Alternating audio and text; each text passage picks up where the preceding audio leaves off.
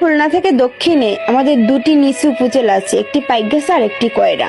এই দুই উপজেলার অধিকাংশ মানুষই ব্যবসা করে, ব্যবসায় এদের মূল পেশা। এখানকার অধিকাংশ মানুষেরই কিন্তু মাছের ঘের আছে। মাছের ব্যবসার পাশাপাশি তারা ধানও লাগায়, তাতে করে তাদের আর খাওয়া পড়ায় তেমন একটা কষ্ট হয় না। এদের বেশি কষ্ট হয় প্লাবিত হয়ে। প্রতি বছর অতি বৃষ্টির ফলে যে পানিটা জমা হয়, তাতে করে তাদের ঘরবাড়ি ঘেরবাড়ি সবই তলিয়ে যায়।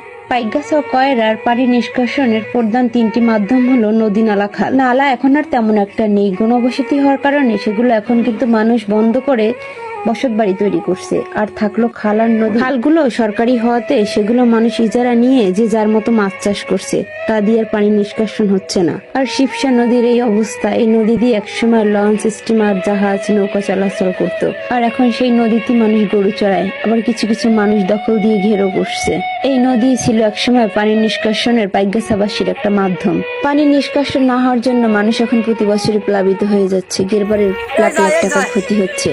এই ক্ষতি কি শুধু আমাদের দেশের, দেশের, সমাজে, সবার? কারণ প্রতি বছরই অতিবৃষ্টি হলে এখানকার মানুষ কিন্তু পানিতে ডুবে যায়, তাদের ঘরবাড়ি নষ্ট হয়ে যায়, ঘেরবাড়িও নষ্ট হয়ে যায়, তাদের জীবনের অনেক ক্ষতি হয়ে যায়। তাই আমরা এটাই চাই যে আমাদের নদীটা খনন করে